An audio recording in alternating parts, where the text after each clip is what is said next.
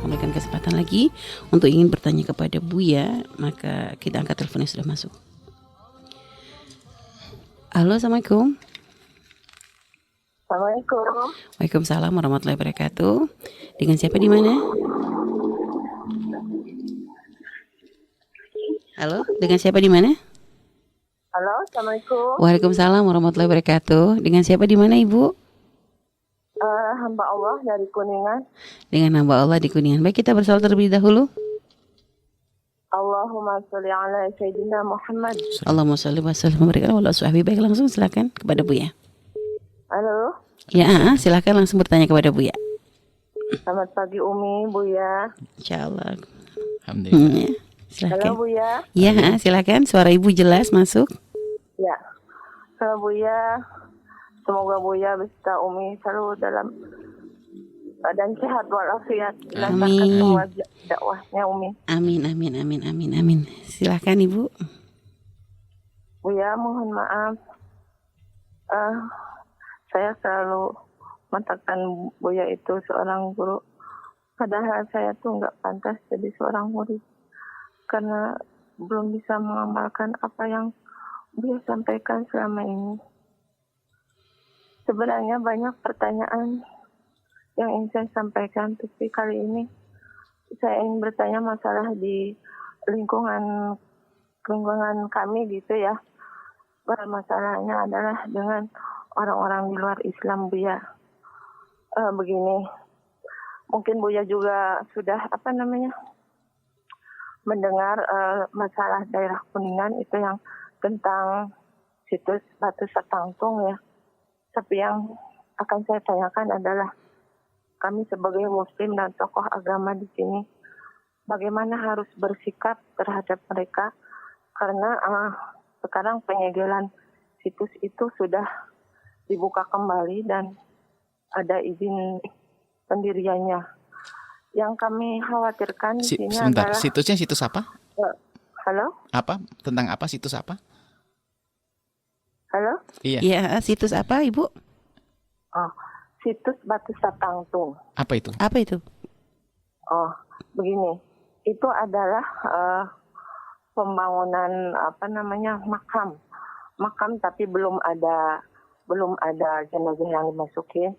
Itu jenazah yang akan dimasukin adalah tokoh yang mereka ini agung-agungkan gitu. Mereka adalah kelompok orang yang dari zaman dahulu, mungkin saya aja belum ada gitu. Orang itu membawa agama di luar agama Islam, juga di luar agama yang lainnya yang sudah ada. Seperti yang lainnya agama Kristen, Buddha, di luar itu. Jadi mereka itu agama kepercayaan. Jadi sepertinya percayanya itu kepada dewa-dewi gitu. Menurut yang saya teliti gitu. Nah, cuman kekhawatiran kami di sini adalah ketika mereka bisa mempengaruhi, mengajak orang-orang Islam itu untuk mengikuti ritual mereka, percaya kepada selain Allah, karena mereka itu percayanya kepada alam, kepada benda gitu. Dan mereka selama ini upacara keagamanya itu bersembunyi di balik kebudayaan yang suka diadakan setiap tahun, yang namanya Seren tahun itu. Cuman sekarang itu di stop karena sudah ketahuan sekarang itu adalah upacara keagamaan, ritual mereka, bukan budaya gitu. Nah, sekarang itu tetap mereka mengadakan membangun tempat untuk khusus mereka beribadah, tapi kami khawatir umat Islam itu ikut ke mereka gitu. Cuman teman-teman kami yang aktif gitu bersikeras menentang pembangunan Batu Satangtung itu. Kami ini kan bertetangga, jadi pengen semuanya baik-baik aja gitu. Nah, sikap kami itu terhadap mereka tuh harusnya bagaimana, Bu ya gitu. Apa kami harus memang bersikeras menentang atau membiarkan gitu. Sikap kami sebagai bertetangga, terus pemuka agama, teman-teman kami itu berdakwah ke masyarakat itu bagaimana? Karena kekhawatiran itu gitu. Karena Bupati sih sudah mengizinkan pembangunannya, itu namanya Batu Satangtong itu nanti dijadikan tempat beribadah mereka.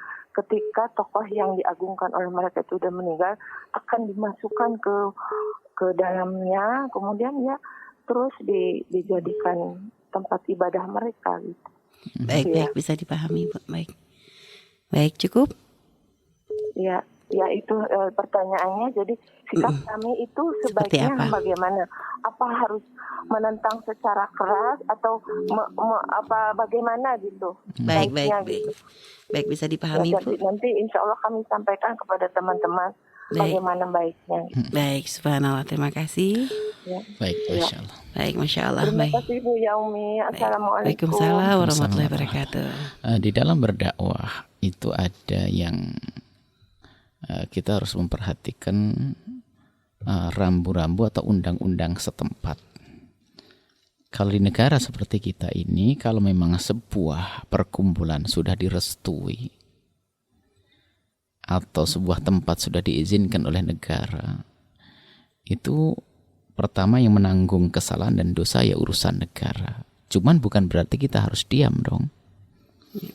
Tapi kalau kita membuat pertentangan yang sifatnya pertentangan, akan dibaca oleh mereka kita memusuhi.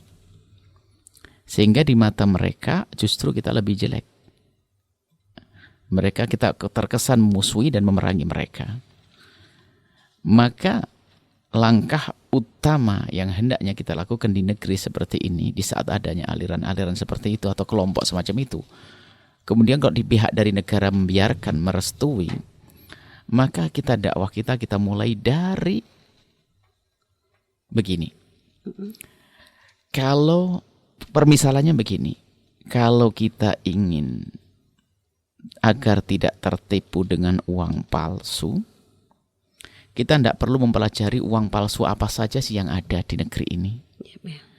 Cukup Anda belajar mengenal uang yang asli, maka Anda akan selamat dari uang palsu. Banyak aliran-aliran di negeri ini.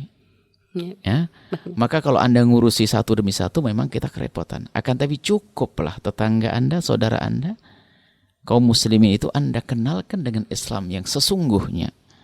Maka secara otomatis mereka akan mempunyai filter di saat adanya aliran-aliran yang baru. Permasalahannya adalah di saat mereka tidak punya, umat Islam tidak ngerti wawasan tentang Islam, sehingga tidak mengerti mana yang harus diikuti. Jadi mulailah saat ini adalah dari gencar berdakwah, mengajak umat Islam untuk kenal dengan agama Islam yang sesungguhnya melalui juru-juru dakwah yang benar. Anda perkenalkan dengan channel-channel televisi yang benar, radio yang benar. Maka dari situlah Anda membangun. Nah, kemudian Anda punya tugas juga berdakwah kepada mereka yang alirannya sesat. Sebab apa? Yang punya aliran itu kan tidak banyak orangnya. Dan mereka juga berdakwah mengajak orang lain kepada aliran mereka. Maka hendaknya Anda harus punya akhlak yang lebih lembut daripada pemimpin tokoh-tokoh mereka. Supaya keterpesonaan mereka itu tidak kepada mereka, tapi justru kepada Islam. Dan bukankah Nabi mengajarkan kita berakhlak mulia? Nah ini, karena apa? Di antara mereka orang-orang awam itu yang tertarik itu bukan justru karena niat baik. Mohon maaf, di Kuningan juga kan ada aliran Ahmadiyah. Yang kebawa kepada Ahmadiyah itu adalah orang awam yang rindu kebaikan. Cuma nggak ngerti. Karena tidak mengerti maka terbawa. Karena yang mengajak mereka satu dengan semangat, kedua dengan cara yang baik bagi menurut mereka. Maka sudahlah Anda saat ini adalah kenalkan saudara kita dengan Islam yang sesungguhnya. Kemudian setelah itu Anda berakhlak baik dengan mereka. Kemudian jika urusannya dengan masalah izin dan sebagainya, Anda tidak langsung berurusan dengan mereka, tapi Anda mungkin dengan sekelompok kaum muslimin naik ke atas lalu berdiskusi dengan kalau bupati-bupati dan sebagainya agar bisa menyelesaikan masalah ini. Akan tapi kalau Anda dengan cara yang lantang itu karena itu tetangga Anda hidup bersama mereka. Dan itu pun mereka ambil dari kakek moyangnya. Yang menurut Anda pun sebelum Anda ada pun sudah ada. Artinya sudah mengakar pada mereka. Justru Anda akan buat permusuhan. Itu adalah kesesatan memang. Kalau kita bicara tentang agama, sesat dan keluar dari Islam. Tapi dalam menyelesaikan masalah tidak serta-merta kita mengangkat pedang dan sebagainya. Apalagi negeri kita ada hukum yang bisa diperlakukan kepada siapa saja yang melanggarnya. Maka dari itu, inilah pertama Anda harus kuatkan saudara-saudara Anda dalam urusan agama Islam. Dan kemudian Anda harus berakhlak mulia kepada mereka untuk Anda tarik kepada Islam. Anda harus berjuang kepada mereka. Orang-orang fakir, orang lemah, mereka Anda datangi, Assalamualaikum, Anda ajak. Anda sering bawa ke pengajian dan sebagainya, nanti insya Allah Anda akan berjaya.